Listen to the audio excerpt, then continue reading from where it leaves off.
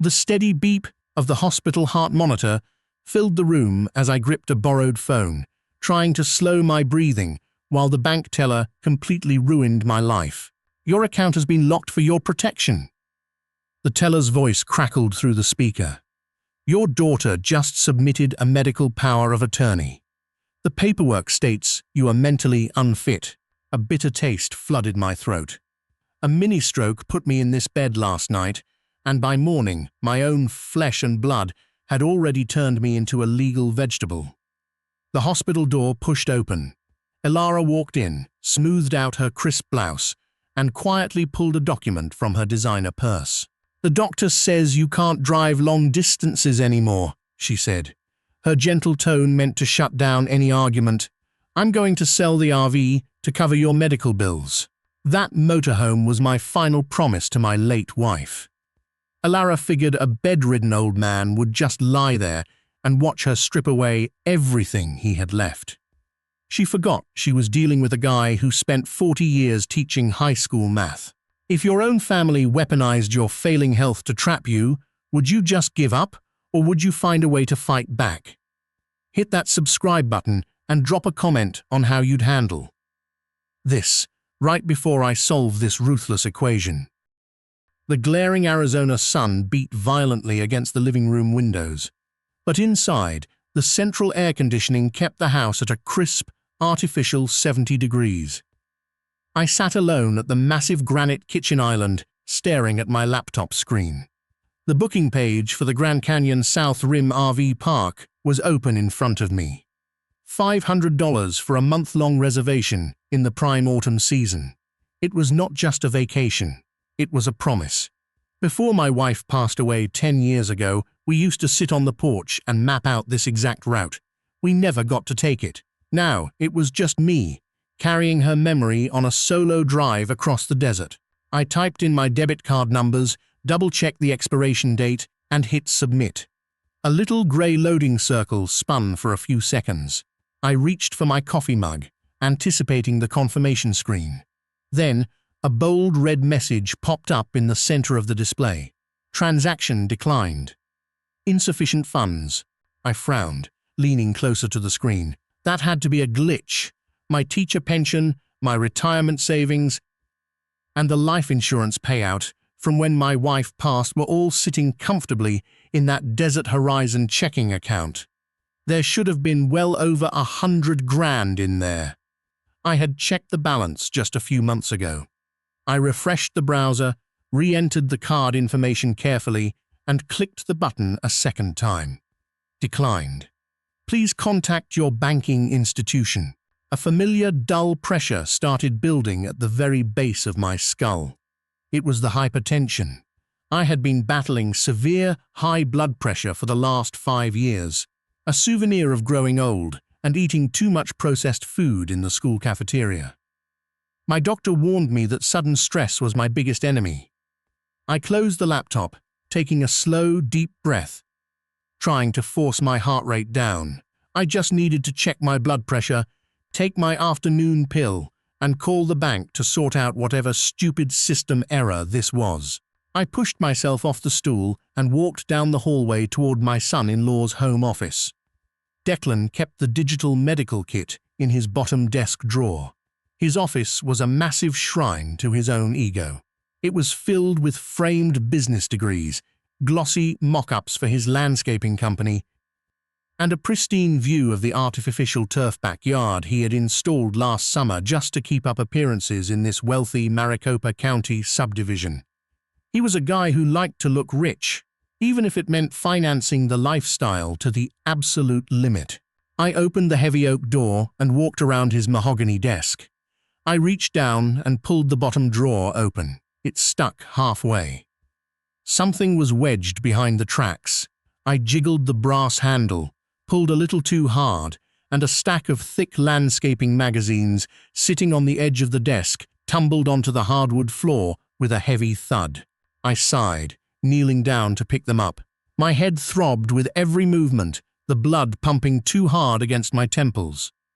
As I gathered the glossy pages, I noticed a thick, white envelope half hidden under the decorative rug.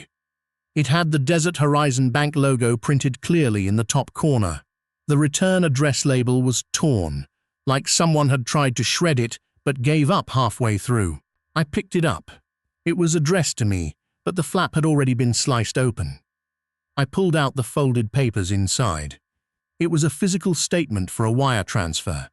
My eyes scanned the black and white text, tracing the lines of numbers the exact same way I used to grade algebra tests for 40 years. But the math did not make sense. $85,000. Transferred entirely out of my joint checking account. I looked at the destination account. It read, Sterling Landscapes LLC, memo, capital injection. Below that was a digital authorization signature. It was time-stamped 2 weeks ago, authorized via the joint account privileges I had given my daughter Elara 10 years ago. I only put her name on the account so she could pay for my funeral if my heart ever gave out unexpectedly. I never thought she would actually touch it. My hands started to shake uncontrollably. The pressure in my head ratcheted up, turning into a sharp, blinding spike of pain right behind my eyes. I stood up, gripping the edge of the heavy desk to steady myself. $85,000. It was completely gone. The RV trip, the promise I made to my wife, my entire safety net, built on decades of brown bagging my lunches, driving 20-year-old sedans, and teaching extra summer school classes, swept away in a single digital click. I walked out of the office. The paper clutched so tightly in my fist that my knuckles turned white. Elara was in the living room, humming quietly to herself as she folded a pile of expensive activewear on the sofa. Declan was standing by the kitchen island, drinking a chalky protein shake and scrolling through his phone. They looked like the perfect, untroubled, suburban couple. "Elara," I said. My voice sounded strange to my own ears. It was thicker than usual, heavy and raspy. She looked up, offering a bright, practiced smile that she used for her PTA meetings. "Hey, Dad, did you get the RV spot booked okay?" I walked over and dropped the crumpled bank statement onto the glass coffee table. It landed with a soft slap. "Where is it?" I asked, pointing a trembling finger at the paper. Elara looked down.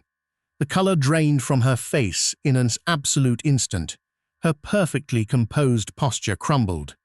She dropped a folded shirt onto the floor. She looked up at Declan, sheer, unfiltered panic in her eyes. Declan set his shaker bottle down on the granite counter. He did not look panicked. He looked annoyed. He walked over slowly, picked up the statement, looked at it, and let out a heavy, condescending sigh. "Silas, just calm down," Declan said, using his smooth, persuasive salesman voice. "You are getting worked up over absolutely nothing. It is a temporary float." "A float?" I asked, the blood pounding so hard in my ears it sounded like a drum. "You stole $85,000 from my retirement." "We did not steal anything," Elara said quickly, taking a cautious step toward me. "Dad, please listen to reason." Declan bought 3 new commercial zero-turn mowers and a skid steer last quarter. The big municipal contracts we were banking on fell through. The business loan was calling in a margin. If we defaulted, the bank was going to put a lien on this house. We would have lost everything. "Silas," Declan interrupted, crossing his thick arms over his chest. "The kids would have to change schools. We would be out on the street. That money was just sitting in a savings account, doing absolutely nothing. You are family. Family helps family. I am paying it back with interest the second the spring contracts hit next year." "You forged a wire transfer," I said, my chest tightening painfully. I could not get a full breath of air into my lungs. "You drained my life savings. You did not even have the decency to ask me, because you would not understand the logistics," Declan snapped, completely dropping the friendly son-in-law act. "You were a high school math teacher, Silas. You lived your whole life on a government pension. You do not know how real business works. Sometimes you have to move capital aggressively to protect your assets. Elara is on the account. She has the legal authority. It was a perfectly legal transfer to save this family. It was my money," I gasped, clutching the fabric of my shirt over my chest. The pain in my head was becoming completely unbearable. The bright, sunny living room started to tilt violently to the left. The edges of my vision were going dark, closing in on me like a long tunnel. "Dad, you do not look good," Elara said, her voice sounding muffled and distant, like she was talking to me from underwater. "You really need to sit down." I tried to take a step back, but my right leg simply would not move. It felt like it was made of solid lead. I opened my mouth to tell Declan to get out of my way, to tell him I was calling the police, but the words refused to form on my tongue. A bizarre, slurred sound came out of my throat instead. The entire right side of my face went completely numb. I felt my knees buckle beneath me.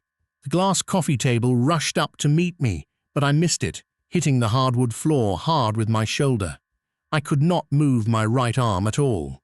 I lay there on the floor, staring helplessly up at the ceiling fan spinning lazily above me. Every breath I took was a desperate, ragged wheeze. Elara screamed. She dropped to her knees beside me, her hands hovering nervously over my chest, terrified to actually touch me. "Declan, call an ambulance! He is having a stroke."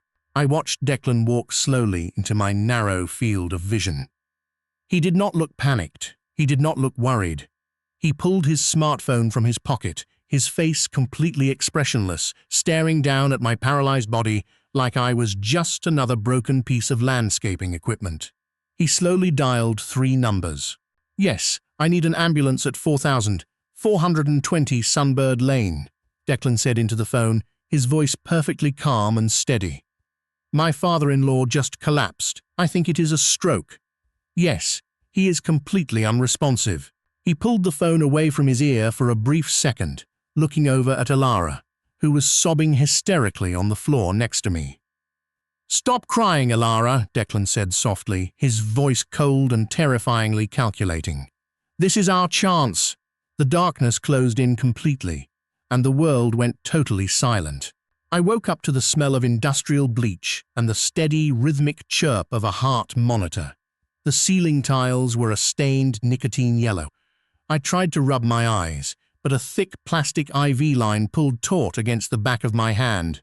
My right arm felt heavy, like it was buried under 3 feet of wet sand. A young doctor in faded blue scrubs was standing at the foot of my bed, clicking a pen. Beside him sat Elara. She was wearing a perfectly oversized knit sweater, her hands clutching a damp tissue. She looked completely exhausted. It was a flawless performance. "Welcome back, Mr. Vance," the doctor said, offering a tight, professional smile. "I am Dr. Aris. You gave your daughter quite a scare yesterday." My throat was parched. I swallowed hard, trying to find my voice. "What happened?" "You suffered a transient ischemic attack," Dr. Aris explained, stepping closer to check the monitor. "A mini-stroke. It was brought on by a sudden, massive spike in your blood pressure. The good news is, the paralysis on your right side was temporary. You are regaining motor function. The bad news is, your cardiovascular system is redlining. If you do not manage your stress levels immediately, the next stroke will not be temporary." Elara let out a shaky sob and reached forward, wrapping her hands around my left arm. "We were so terrified, Dad. Declan has been out in the hallway all morning talking to the insurance company. We thought we were going to lose you." I looked down at her hands holding mine. My own flesh and blood. She looked so genuinely devastated that for a split second, a part of me actually wanted to believe her. Then I remembered the $85,000. I remembered the cold, dead look in Declan's eyes as he dialed 911. Seeing my collapse not as a tragedy, but as a financial opportunity. "I need some water," I croaked. Elara immediately jumped up, pouring water from a plastic pitcher into a small foam cup. She held the straw to my lips. I drank, keeping my eyes fixed on her face. She did not flinch. "Your father needs absolute rest, Mrs. Sterling," Dr. Aris said, making a note on his clipboard. "No sudden shocks, no heavy conversations. Keep the environment as calm as possible." "Of course, Doctor," Elara said, nodding earnestly. "Whatever he needs." Dr. Aris left the room, the heavy wooden door clicking shut behind him. The silence that followed was suffocating. Ilara sat back down in the vinyl visitor chair. She smoothed out the wrinkles in her sweater, her eyes darting away from mine, suddenly very interested in the linoleum floor. "Ilara," I said, my voice rough but steady. "Dad, please don't," she interrupted quickly, raising a hand. "Dr. Aris just said no stress. You need to focus on recovering. The money. It is a temporary float," she said, her voice dropping to an urgent whisper. "Declan has a massive commercial contract coming through in the spring. We will put every single dime back into your account, with interest. I promise you. But you cannot get worked up about this right now. You almost died yesterday. Is a bank account really worth having a fatal stroke over?" She was weaponizing my own mortality against me. She was framing the theft of my life savings as a minor inconvenience I was blowing out of proportion. I closed my eyes. The heart monitor next to my bed started to beep a little faster. My blood pressure was climbing again. I forced myself to take a slow, deep breath. "Count prime numbers," I told myself. It was an old trick I used before walking into chaotic classrooms. 2, 3, 5, 7, 11. Anchor the mind to something solid. Mathematics never lies. Mathematics does not steal from you. "Okay," I whispered, keeping my eyes closed. "Okay." Ilara let out a long sigh of relief. She stood up and leaned over the bed, kissing my forehead. "Thank you, Dad. I knew you would understand. I am going to run down to the cafeteria to grab Declan a coffee and update him. I will be right back." The door opened and closed. I was alone. I opened my eyes and threw the thin cotton blanket off my legs. My right side was weak, trembling slightly as I swung my legs over the edge of the bed, but it worked. I did not have a lot of time. Ilara and Declan had a 10-hour head start while I was unconscious. I needed to lock down the Desert Horizon account before Declan used that money to pay off his equipment loans. I hit the red nurse call button on the bed rail. A minute later, a nurse in floral scrubs popped her head in. "Everything okay, Mr. Vance? Do you need pain meds?" "No, I am okay," I said, putting on my best helpless old man expression. I dropped my cell phone somewhere in the ambulance yesterday. Could I possibly borrow yours for 2 minutes? I need to call my brother to tell him I am alive." She smiled sympathetically, pulled a smartphone from her pocket, and handed it to me. "Make it quick. I am not supposed to do this." "Bless you," I said. She stepped out to check on another patient. I dialed the Desert Horizon Bank customer service line from memory. The automated system kept me in a holding pattern for 3 agonizing minutes before a live representative finally picked up. "Desert Horizon, this is Marcus. How can I help you today?" "My name is Silas Vance," I said, keeping my voice low and urgent. "I need to freeze my checking account immediately. There has been a fraudulent wire transfer of $85,000 to a business account called Sterling Landscapes. I did not authorize it." "I can certainly look into that for you, Mr. Vance," Marcus said smoothly. "Can I get your account number and the last 4 digits of your social?" I rattled the numbers off without hesitation. I listened to the clack of his keyboard over the phone line. Every second felt like an hour. My chest was tight.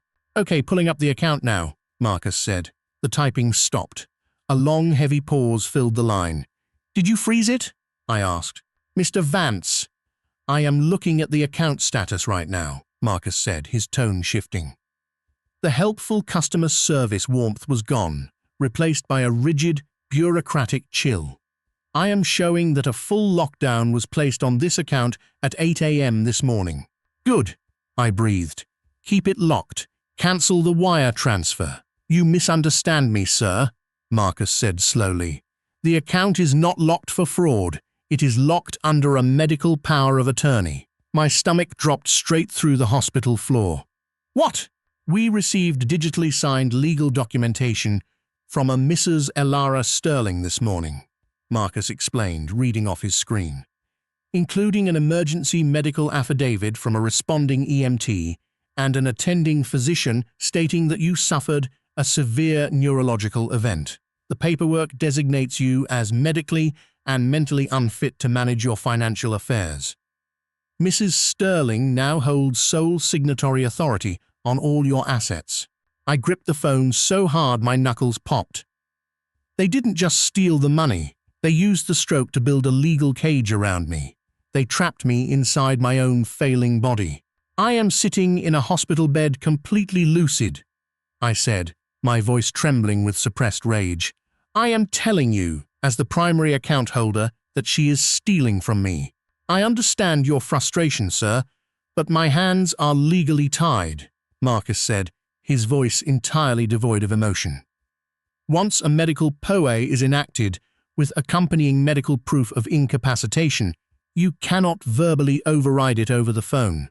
You will need to petition a family court judge with a counter-evaluation from a licensed neurologist to reverse the hold. Until then, I cannot even give you your current balance. Marcus, please. I am sorry, Mr. Vance. Is there anything else I can assist you with today? I hung up the phone. The heart monitor next to me was screaming, a rapid, frantic tempo. I forced myself back against the pillows, clutching the thin hospital gown over my chest. I had spent 40 years teaching kids how to solve complex equations, but I had completely missed the variables in my own living room. I had given Elara a joint account out of love, and she had used it to financially execute me. I was completely paralyzed, and it had nothing to do with the stroke. The hospital room door swung open. I quickly tossed the nurse's phone onto the bedside table. Elara walked back in, holding a cardboard tray with 2 coffees. She kicked the door shut behind her with her heel. She did not look like a terrified daughter anymore. Her posture was straight, her eyes clear and focused. She set the coffees down on the tray table. Tucked under her arm was a crisp manila folder. "Did you have a nice rest?" she asked softly. "What is in the folder, Elara?" I asked, staring at it. She pulled a single, typewritten document from the folder and held a black pen out to me.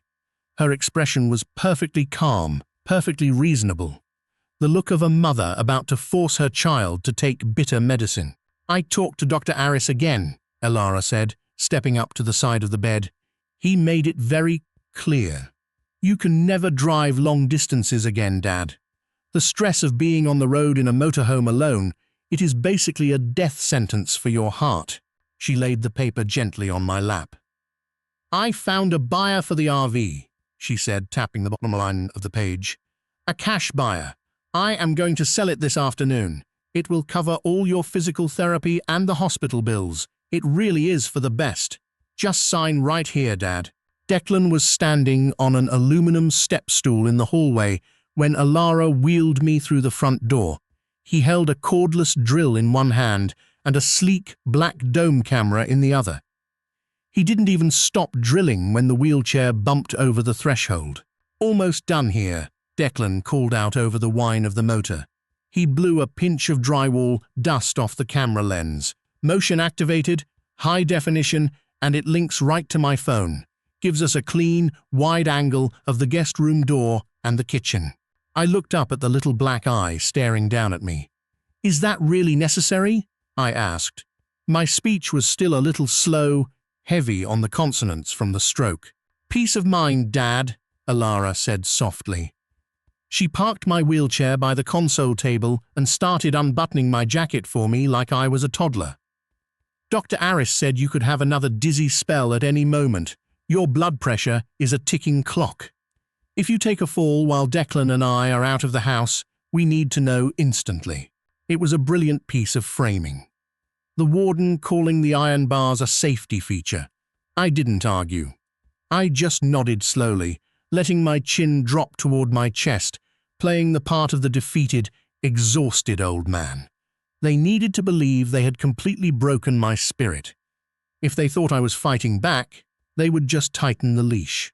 Elara helped me into the guest bed. The room smelled like lavender air freshener and fresh paint, completely sterile. She brought me a bowl of low-sodium soup on a plastic tray an hour later. "Eat up, Dad," she said, sitting on the edge of the mattress. She reached out and patted my knee through the blanket. "I know this is a hard transition, but you are safe here. Oh, and I finalized the paperwork on the RV this morning. The buyer from the dealership is coming by this Sunday to hand over the check and take the keys. It is such a relief to have that handled. I stared at the lukewarm broth. The RV was the last tangible piece of the life I had planned with my wife. Elara was casually liquidating it just to cover the tracks of her husband's failing landscaping business. "Thank you, Elara," I muttered, intentionally letting my spoon rattle against the side of the bowl with a weak, trembling grip. "You are very good to me." She smiled, a tight, satisfied expression, and took the tray away. The door clicked shut. I lay in the dark for 6 hours. I watched the shadows stretch across the ceiling, breathing in a measured 4-count rhythm, in through the nose, out through the mouth, controlling the variables. Hypertension was a simple equation. Stress equals pressure. Pressure equals a burst vessel. I just had to keep the math balanced. At 2 in the morning, the central air conditioning kicked off, leaving the house dead silent. I pulled the covers back and swung my legs over the side of the bed. My right leg dragged a little, the muscle memory still fighting the residual weakness of the stroke. I lowered myself to the carpet, leaning heavily on the nightstand, and slid my canvas duffel bag out from under the bed. Underneath my folded slacks and undershirts, there was a false bottom made of stiff cardboard. I peeled it back. 40 years. That is how long I kept physical ledgers.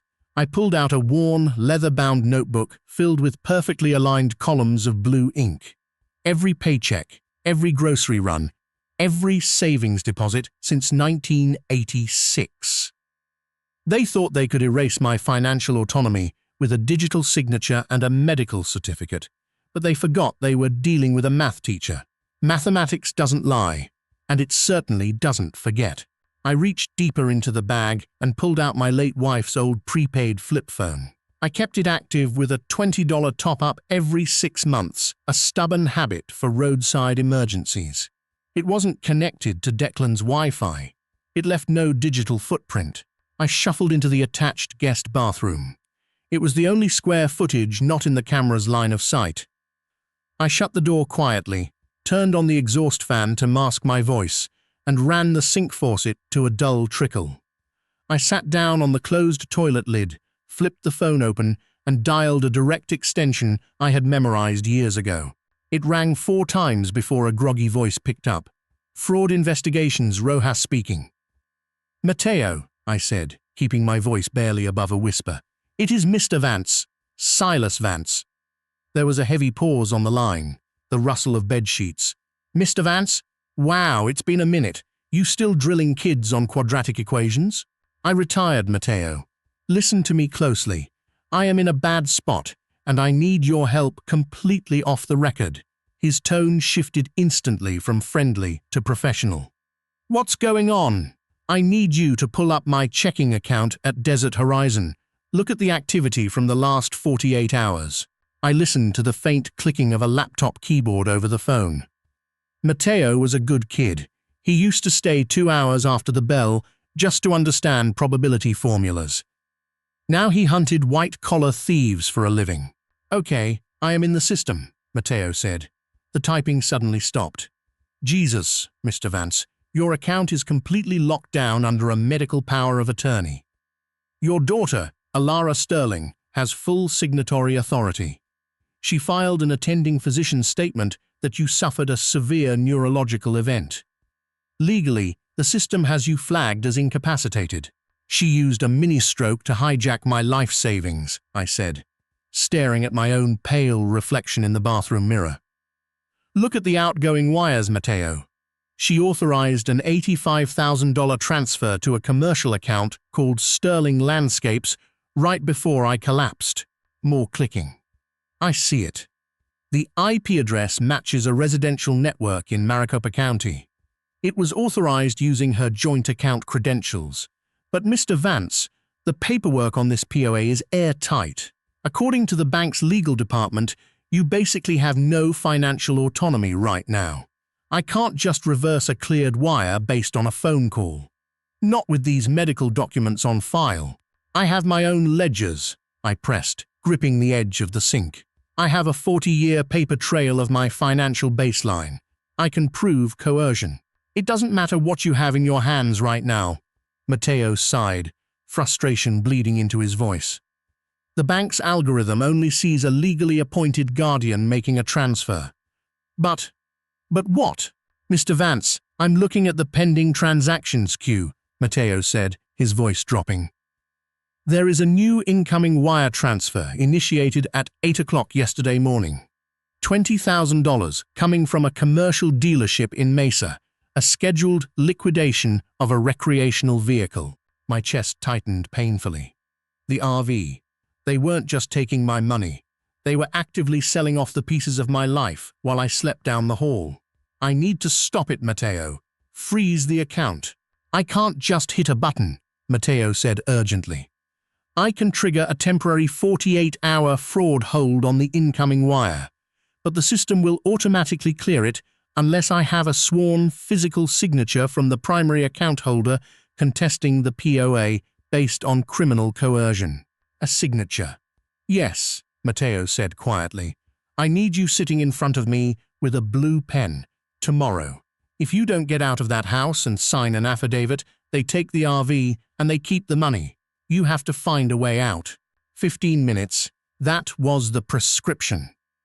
Dr. Aris had been very clear that 15 minutes of light cardiovascular activity a day was mandatory to keep the blood flowing and prevent another clot.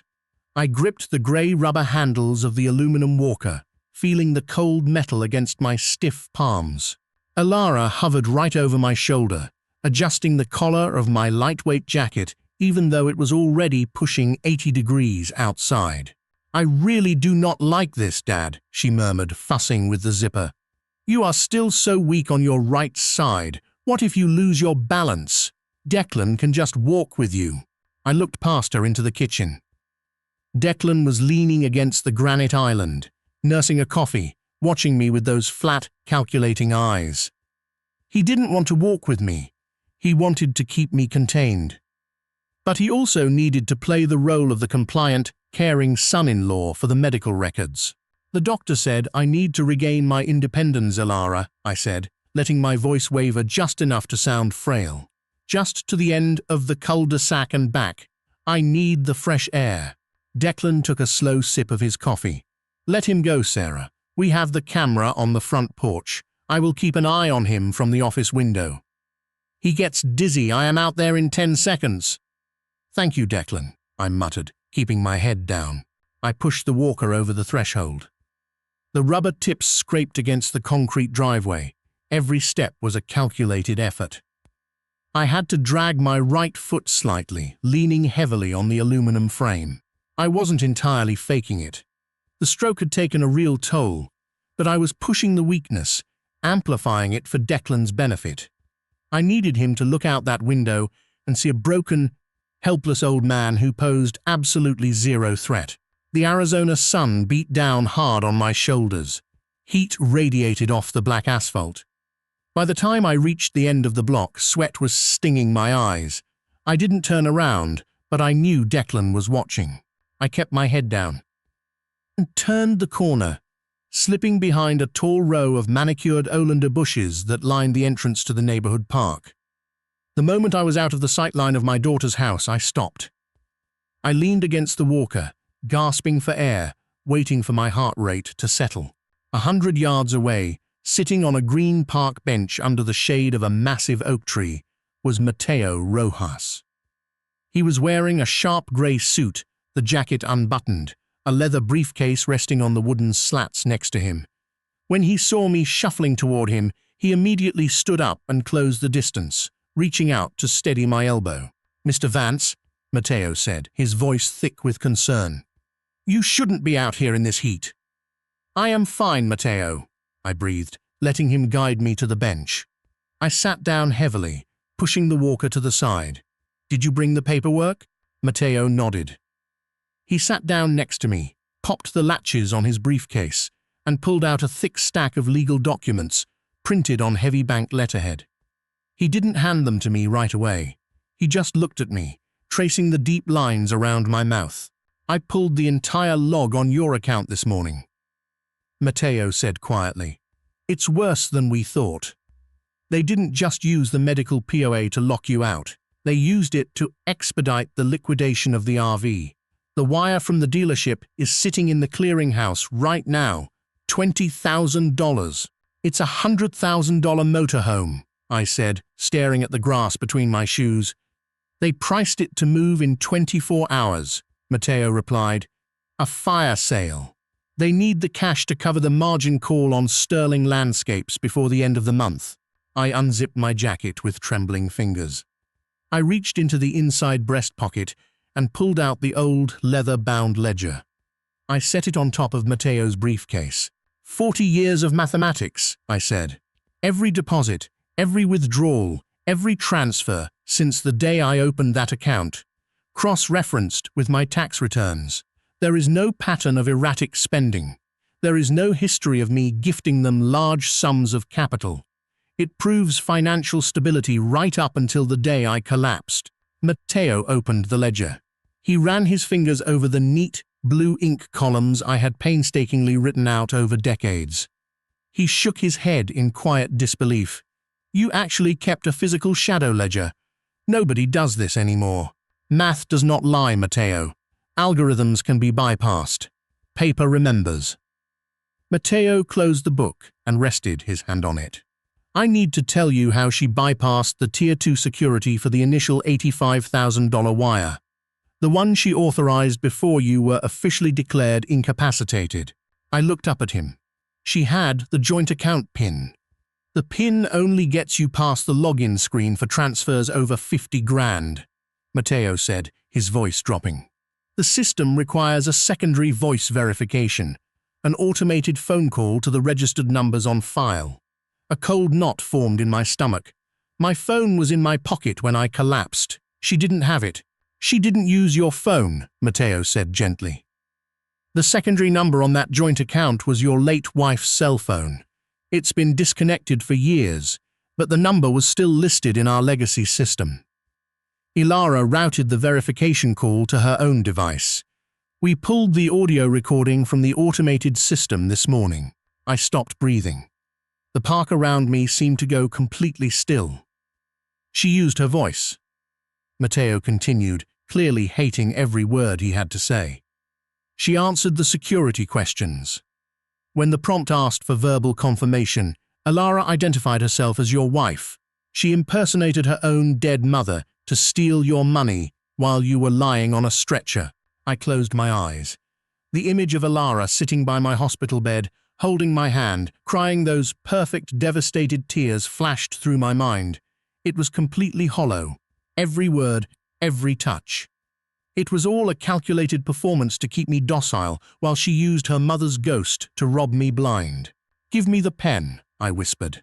Matteo pulled a blue ballpoint pen from his inside pocket. He handed it to me, then slid the legal documents onto my lap. This is a sworn affidavit of elder financial abuse and wire fraud, Matteo said, his tone entirely professional now. By signing this, you are officially contesting the medical power of attorney. You are authorizing Desert Horizon to freeze the Sterling Landscapes business account, and you are initiating a federal investigation. Once I file this, there is no going back, Mr. Vance. Your daughter is going to face felony charges. I stared at the signature line. My right hand was shaking, not from the stroke, but from the sheer weight of what I was about to do. I was a father. You spend your whole life trying to protect your kids from the world, and then one day you wake up and realize you have to protect the world from your kids. I gripped the pen, pressed the tip to the paper, and signed my name. The ink was dark and permanent. It's done, I said, handing the clipboard back. Matteo slipped the documents and my ledger into his briefcase. I am going straight to a federal judge with this. We will have the injunction by tomorrow morning. Just go back to the house, play the part. Do not let them know you know. Thank you, Matteo. I grabbed the walker, pulled myself up, and started the long, grueling trek back to the house. The sun was at its peak now, roasting the asphalt. Every step felt heavier than the last. I was exhausted, drained of every ounce of adrenaline I had left. I just wanted to lie down in that sterile guest room and sleep for a week. I rounded the corner of the oleander bushes, my head down, dragging my right foot. I turned onto my daughter's street. I stopped dead in my tracks, parked halfway down the block. Blocking the entrance to Declan's driveway was a massive silver diesel pickup truck. Attached to the back of it was a heavy-duty flatbed trailer. My RV was parked on the street, right next to it. I gripped the handles of the walker, my knuckles turning white. Standing on the sidewalk next to the motorhome was Declan. He was wearing his usual smug, relaxed smile. Standing across from him was a man in a polo shirt with a dealership logo embroidered on the chest. Alara had told me the buyer was coming on Sunday. She lied. The man in the polo shirt handed Declan a thick white envelope. Declan laughed at something the man said, nodding his head. Then Declan reached into his pocket, pulled out the heavy set of keys to my motorhome, and held them out in the bright Arizona sun. Sunday afternoon hit Maricopa County with a heavy, suffocating dry heat. The smell of hickory smoke and charred meat drifted over the pristine artificial turf of Declan's backyard. It was a picture-perfect suburban barbecue.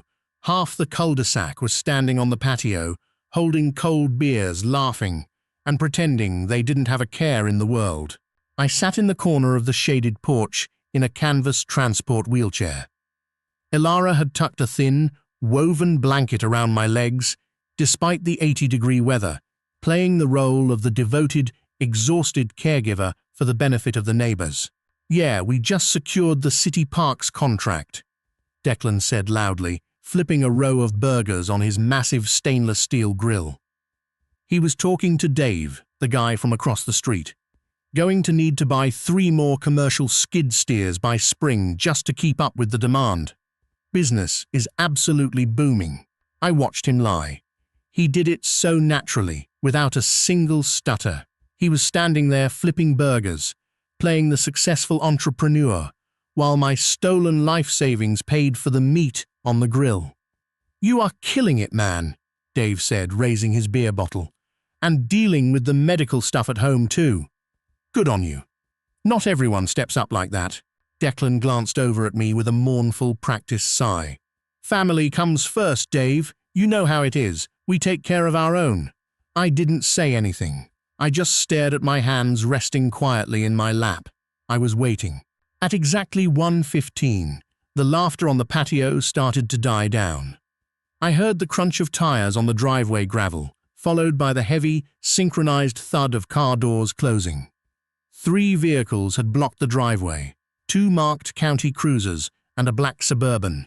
Mateo Rojas walked around the side gate and stepped onto the patio. He was wearing a dark suit, holding a thick leather folder. Right behind him were 2 uniformed police officers and a plainclothes federal detective. The backyard went dead quiet. The only sound left was the sizzle of grease hitting the hot coals. Declan froze with the metal tongs in his hand. He looked at the cops, then forced his salesman's smile back onto his face, though it didn't quite reach his eyes. "Can I help you, officers? Someone complain about the smoke? Grab a hot dog, we have plenty." Mateo didn't smile. He stepped right up to the edge of the grill. "Declan Sterling? Yeah, that is me. I am Senior Investigator Rojas with Desert Horizon Bank," Mateo said, his voice carrying easily over the silent yard. "This is Detective Miller with the Financial Crimes Unit. We are serving a federal injunction, freezing all assets associated with Sterling Landscapes LLC, effective immediately." Declan's smile vanished completely. The color drained from his face, leaving his skin a pale, sickly gray. "Excuse me? There has to be a mistake. You cannot just freeze my operating accounts. I have payroll on Tuesday." Detective Miller stepped forward, pulling a pair of steel handcuffs from his belt. "Declan Sterling, you are under arrest for felony wire fraud, grand larceny, and the financial exploitation of a vulnerable adult." The metal tongs slipped from Declan's grip. They clattered onto the concrete deck, smearing grease across the clean stone. "No," Declan stammered, holding his hands up and taking a frantic step back. No, wait. This is a massive misunderstanding. This is a private family matter. My father-in-law, he had a stroke. He is incapacitated. He doesn't know what he is doing. Matteo opened his folder. We have the sworn affidavits, Declan. We have the handwritten ledgers. We also have the audio logs of your wife impersonating a deceased woman to bypass banking security protocols while her father was in the emergency room. Across the patio, a glass pitcher of iced tea slipped out of Alara's hands. It shattered violently against the patio stones, sending ice and jagged glass everywhere. The neighbors were staring, completely paralyzed, watching the perfect suburban illusion shatter in real time. Alara ignored the glass. She scrambled across the patio, falling to her knees right beside my wheelchair. Tears were streaming down her face, stripping away the perfect makeup. This time, the panic in her eyes was real. There was no more acting. Dad, she sobbed, grabbing my hands, digging her nails into my skin. Dad, please, what did you do? Tell them to stop. Tell them you were confused. If he goes to jail, we lose the house. I lose everything. We are family. I looked down at her. My daughter. The little girl I taught how to ride a bike. The woman who looked me in the eye and lied while liquidating my future to cover her husband's debts. I pulled my hands out of her grip. I threw the thin blanket off my legs. I gripped the armrests of the wheelchair and pushed myself up. My right leg was slightly stiff, but it held my weight perfectly. I didn't need the aluminum walker. I didn't need the chair. I stood tall, the blood pressure in my chest completely steady. I walked past her. Declan was pinned against the side of his expensive grill, his arms wrenched behind his back as Detective Miller clicked the handcuffs shut. He looked at me, his eyes wide and terrified. The arrogant business owner who had called 911 with a dead look in his eyes was entirely gone. Silas, tell them, Declan pleaded, his voice cracking like a scared kid. We were going to pay you back. I swear to God. Just call them off. I stopped right in front of him. I reached into the front pocket of his canvas apron and pulled out the heavy set of keys to my RV. Mathematics never lies, Alara, I said, not looking at Declan, but turning my head to look back at my daughter kneeling in the broken glass. You just calculated the cost wrong. I turned my back on them. I walked down the driveway. I didn't look back when the officers read Declan his Miranda rights. I didn't look back when Alara started screaming his name, her voice echoing off the stucco walls of the houses. I just kept my eyes on the street. My RV was parked at the curb, sitting right where Declan had intended to hand it off to the dealership buyer. I unlocked the heavy side door and climbed up into the driver's seat. The leather was warm from the Arizona sun. I slid the key into the ignition and turned it. The big diesel engine roared to life, a deep, steady rumble that shook the floorboards. I pulled the gear shifter down into drive. I eased off the brake, and the heavy motorhome rolled forward, pulling away from the manicured lawns and the fake grass of Sunbird Lane. I watched my daughter's house shrink in the rearview mirror until I turned the corner, and it disappeared completely. I merged onto the interstate, heading north toward the Grand Canyon. I was completely alone in the cab, but for the first time in weeks, my chest felt incredibly light. The pressure was gone. The road ahead was wide open. A lot of people think blood is an unbreakable bond. We are taught from a young age to forgive, to look the other way, to sacrifice our own peace and our own security just to keep the family table full. But sometimes, the people sitting at that table are just waiting for you to close your eyes so they can take your plate. When someone uses your love, your trust, and your vulnerability as a weapon against you, it is not your job to be their collateral damage. You have every right to protect yourself, your dignity, and the life you worked so hard to build. You do not owe your life savings to someone else's mistakes. Thank you for letting me share my story with you. If you learned something today, or if you have ever had to draw a hard line with the people you thought you could trust, hit that subscribe button. Leave a comment down below and tell me how you would have handled it. Take care of yourselves, and never let anyone tell you what you are worth.